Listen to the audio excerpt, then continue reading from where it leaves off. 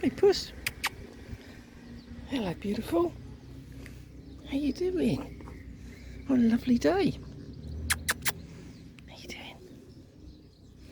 You're gorgeous, aren't you?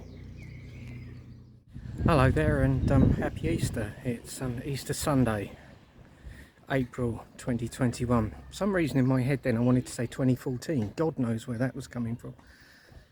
But yeah, it's an absolutely fantastic day. The weather couldn't be better. There's not a cloud in the sky. 20 years ago, and I say this completely dispassionately and without any concern for the events that happened all these years later, but it's just an example.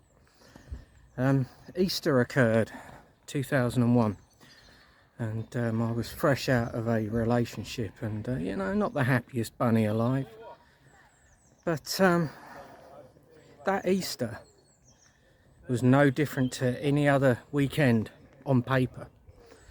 But I can remember just feeling utterly awful.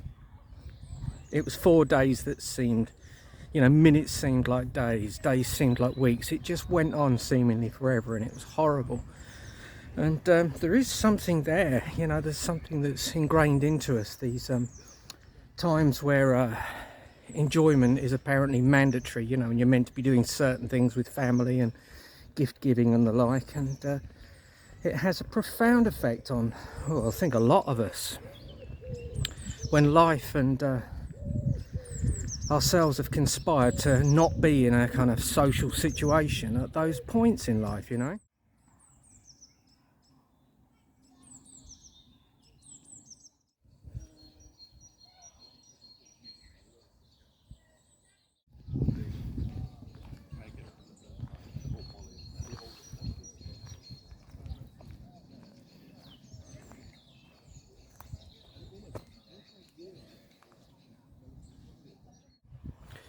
I'm very conscious of my inability to confront people on a regular basis when the situation calls for it, and how much it is robbing me of certain joys in my life. I think that I've got to be seen as slightly complicit in it all, that there are two parties at play, you know, and you can't trust people to be mature and responsible. That is as true as eggs is eggs. In life you can get so used to the behaviour of other people that like a dog waiting at the window at 4 PM knowing his master's home at 5, you know, wagging his tail and getting excited.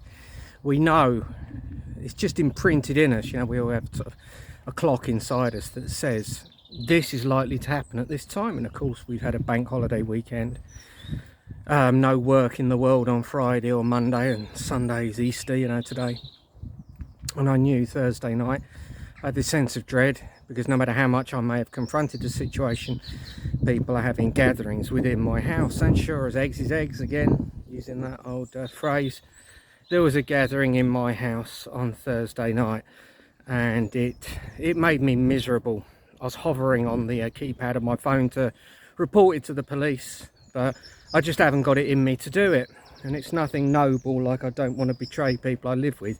It is just the potential comeback that will happen to me. But yeah, I was hovering over the I actually got, the phone was ringing. I phoned the non-essential police hotline where you can report things going on. You know, I don't care what people's attitudes are towards this pandemic, whether they believe it's real or not. It makes me very bloody uncomfortable. You know, I've got a whole world that I witness in the world of Facebook, where people from where I come from are saying, you know, I live 2 streets away from people I haven't seen for 3 months. You know, and I love them dearly. And I've got this house where you wouldn't know anything was going on in the world. And I've found that a lot in my life, and a lot of it has been through my fault and my behaviour. But you know, the rest of the world does certain things at a certain time. Like, you know, going back to the top of this video, with just enjoyment and pleasure and those mandated days. I've never liked them. Christmas is slight exception, even to this day, where, you know, I don't wake up. There's last 2 years I haven't woken up in a home with my daughter, but she's arrived mid-afternoon, you know, 3 p.m. Christmas has still got that sort of magic attached to it, and God forbid anybody ever takes that away from me, because I just think it's a wonderful time, you know. My memories as a kid are just spot on. And yeah, as a result, my weekend, my time with my daughter, she's just gone back to go to a barbecue at grandmother and grandfather's house, which is fantastic. But yeah, another weekend stolen from me, where I'm worried about her behaviour, her volume, and her just being a 9-year-old child, you know. I'm suffering from chronic anxiety. I make no apologies for how I'm reacting to things, you know. That's just my reality. I'm ill.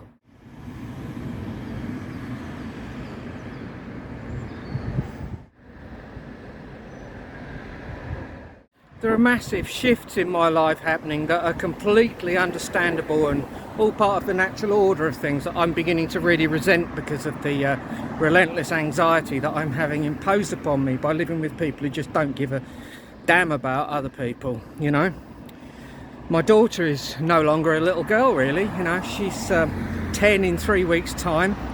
And I've noticed in the last year her very much becoming more distant. You know, we're still as close as ever, but she's growing up. She spends time talking verbally to friends on Messenger, you know. I like the fact that she's completely happy to do it in my company, and it's, you know, it's good to have that sort of bond with her and realise that I'm not sort of cringe making or she can't be herself. You know, that's nice. There are aspects of it that are positive. But this relentless anxiety, which is caused by the behaviour of other people, there would be anxiety there anyway. But you've only got to look at the situation at Christmas, where I was alone under that roof and inside those 4 walls, and I had a magical time, completely free of worry and anxiety. And the moment the people returned after Christmas, it came with them. You know, I'm being subjected to some quite horrendous attitudes, you know, and I used to even fear saying it on here, but it's just true. If I had to confront it, so be it. These days I've just given up caring. You know, it just shows in some respects I sort of got to the point where I just think there's no point caring, and I don't anymore, as opposed to sort of anxiety stopping me doing certain things. But, you know, late last night my daughter was just making a bit of noise, and I'm constantly, you know, it's late, you know, offering courtesies that no one else offers me. Still having parties during a pandemic where there's this illusion that nobody's seen each other for a fucking year, you know. And yeah, I really feel with the anxiety that's just eating me up in my daughter's company, that's no fault of our own, and Christmas proved that. I feel like I'm having a certain amount of my precious time and her childhood taken from me, and I'm quite frankly fucking sick of it.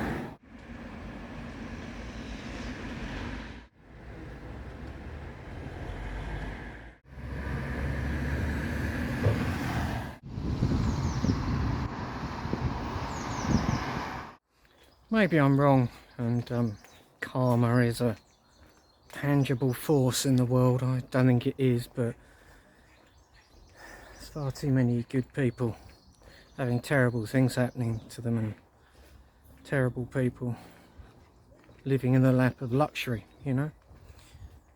Far too many cases where it's just a nonsense for me to take it seriously. But, you know, I do take into consideration that a lot of what I'm having bestowed upon me in my life is stuff that I've willingly done at certain points in my time to others. You know, I'm not that thick-skinned that I can't see that during life, if we live a relatively long one, we'll see certain behaviour points from every perspective, you know, all 4 sort of points of the compass of behaviour. Most people do find peace and offer people peace when they've been a sort of darker, more intrusive soul like I was in the past. And, you know, I certainly do take into consideration that I'm witnessing a lot of my past behaviours kind of vicariously through the actions of others later in life. And I can't say it makes me any more sympathetic because of the the massive upheavals that this last 24 months has, 26 months has lashed down upon me from the heavens, you know, since the beginning of 2019. And it's been horrendous, it's been hellish. There's been moments of beauty. My daughter remains a beacon of positivity. You know, I know that relationship is going to be on the change over the next 5 to 6 years, but you know, that's just life, and it comes to you slow enough to just adapt. But you know, it's been tough, and it continues to be so. But I did get some positive help in the last 2 weeks from my doctor, and I'll tell you about that in a minute.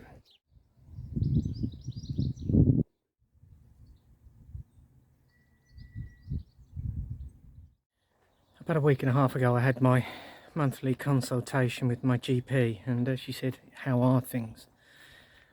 She is the one person in the world who's in any position to help who has done so, and she has done an amazing job with me. She's smoothed my life so much in what's been a difficult year for her. I'll never forget her saying this time last year during consultation, I won't be with you for the next couple of months because I'm going to work in a COVID hub. And I'll never forget that. I cried my eyes out when she said that. Just had so many implications at the time, you know. But she has been completely fantastic, and what she's done to attempt to smooth the way for me recently it's almost like a bit of a mafioso move. But you know, there's me sort of feeling guilty and thinking, oh God, you know, trying to fast track being rehomed. I do feel guilty, but then I think, hang on a sec, I'm a prime candidate, I'm ill, I need help.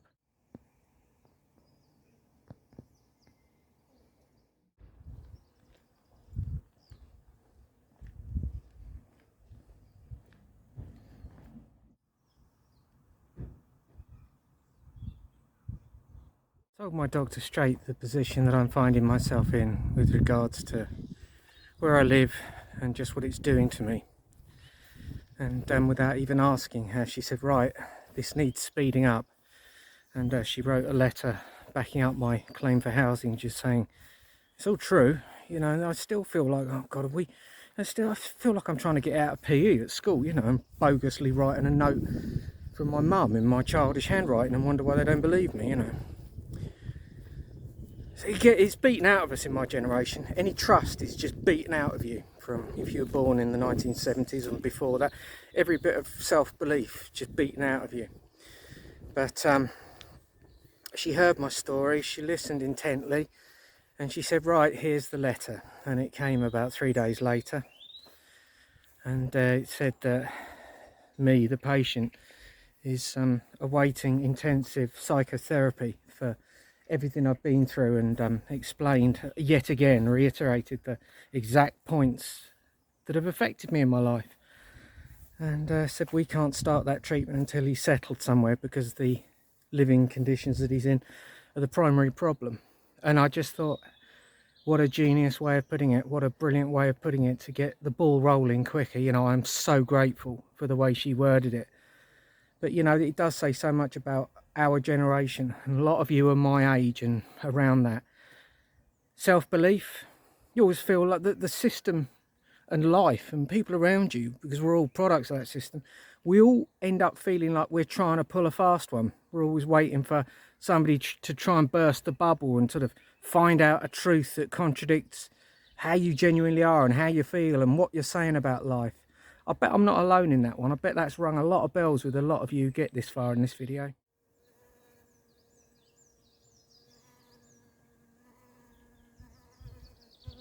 You know, I've said this before when I visited a church in a place that's very dear to me in Kent called Hastinglee.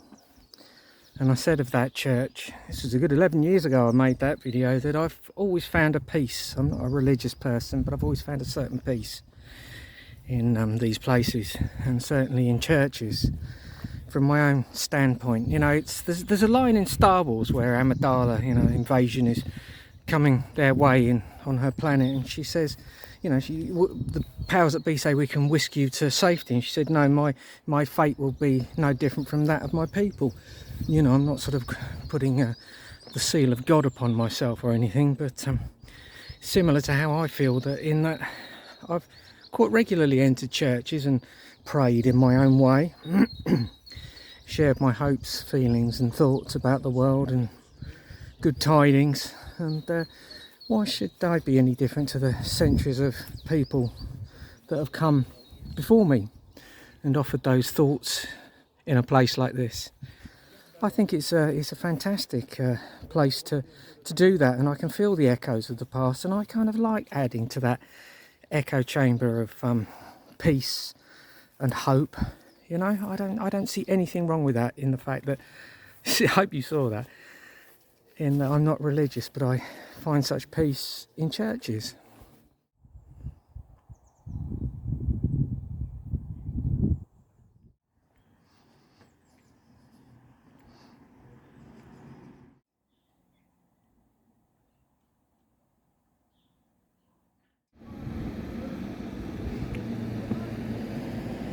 Just how beautiful can the UK look in spring, eh? Isn't it lovely?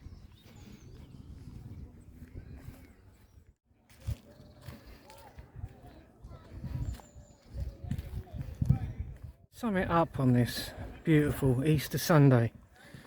The world is a tough enough place when you're on good form. You can very easily lull yourself into a sense of false security that somehow the narrative of this world, which is you can see what you see but don't dare say what you're seeing. Do not give things form and words, no matter how regularly you see it.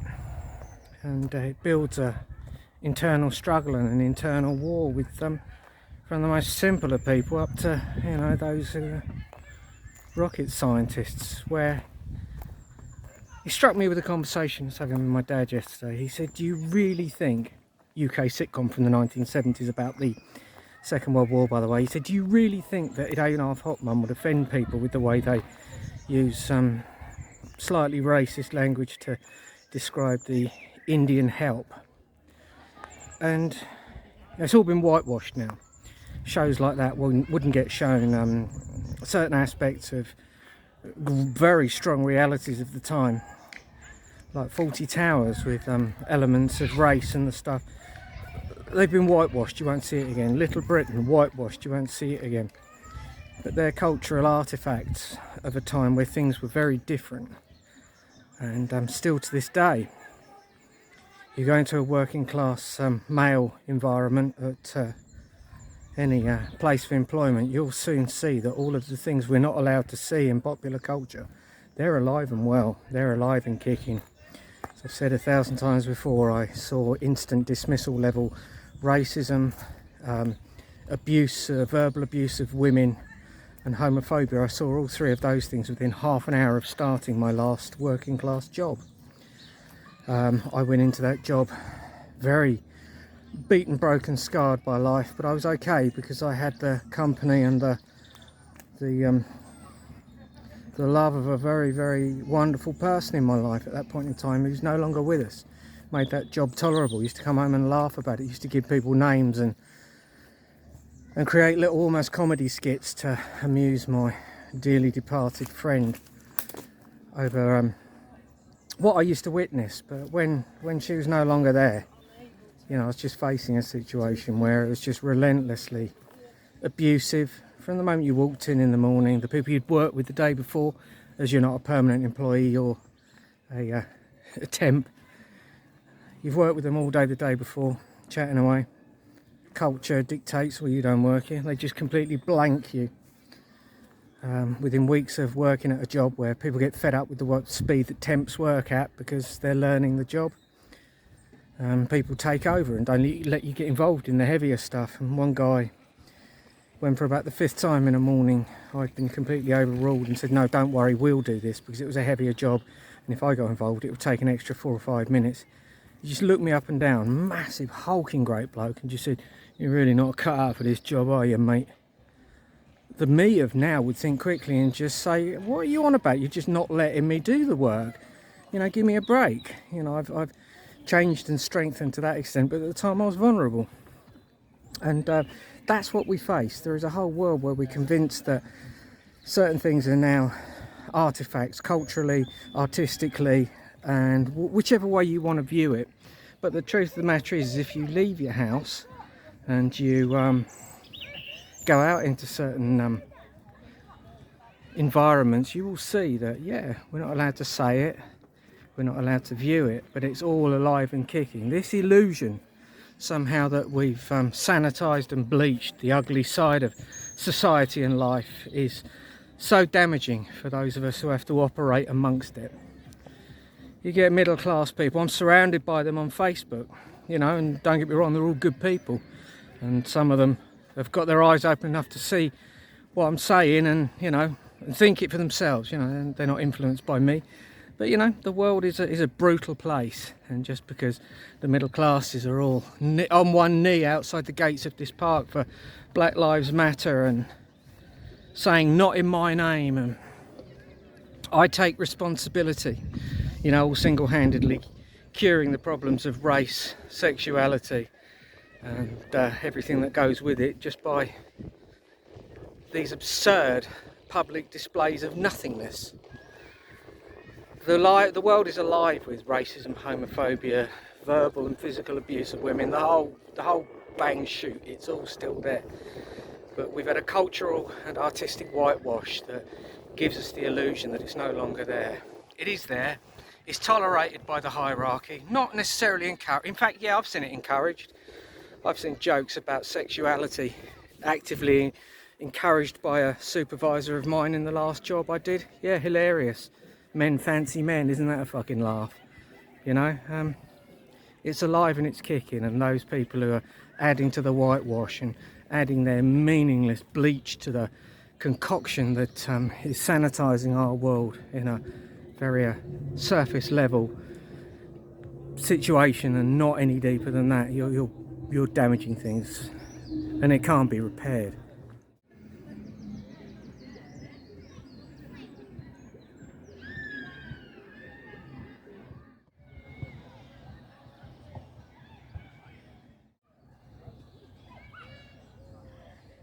The cultural whitewash of the last few years has only served to damage the causes that it claims to have addressed. And I think that, ironically, everything that I've talked about today could come under that umbrella. We live in a world where we're all encouraged to be happy, clappy and talk about our issues, but slowly but surely people get bored, they get compassion fatigue, you know, or you get the classic, people just don't know what to say. Even to somebody as open as me, I still get that utter bullshit. People don't know what to say to you. You invite conversation and people ignore you. It's not a nice feeling. But yeah, the cultural whitewash has achieved nothing but other than to drive all of the issues it claims to have helped to start solving further underground. You can't spray deodorant and spray paint over a turd in a window of a shop and say, here, look at this beautiful piece of wood, and yeah, sure, to the people looking in, yeah, beautiful piece of brown wood there, isn't it delightful? But in the shop, behind the surface and behind the artifice and the illusion, everybody in that shop knows as the day heats up that that is still a complete and utter steaming piece of shit in the window. All of the wrong people are being listened to. The anecdotes of the addict whilst they're going through the issues that they have are never going to be listened to in school. It's always the person who's gone through it and made a success of themselves, not the vast majority of people who go through addiction who get to a point in life and realise it's ultimately the thing that's going to kill them. Voices are being listened to, people who've realised that their brand can be very profitable when they talk about liberating society from an issue that they are in fact as reliant on as the people who perpetrate the crimes that they fight against, because it lines their pockets. The moment you're making money from any issue that you claim as a societal evil, you're as guilty of perpetrating or perpetuating that issue as the people who perpetrate it, you know. It's a very difficult situation because we do need change, and we do need change in the world, but it's all the wrong people who've got the loudest voices. And unfortunately we live in a time where outrage has, for most, it's become well, it's a recreation. Recreational outrage is No one can deny how popular it is, but we've got to remember that it's also very profitable as well for a certain amount of people. Profit in rage, profit in righteous indignation. You got to smell a rat when people are making money out of the issues in the world that they claim to be against. Good time. Anyway, thanks a million for listening. Take it easy. I hope you're enjoying a beautiful day as much as I am here. Do appreciate the input, really do. Cheers.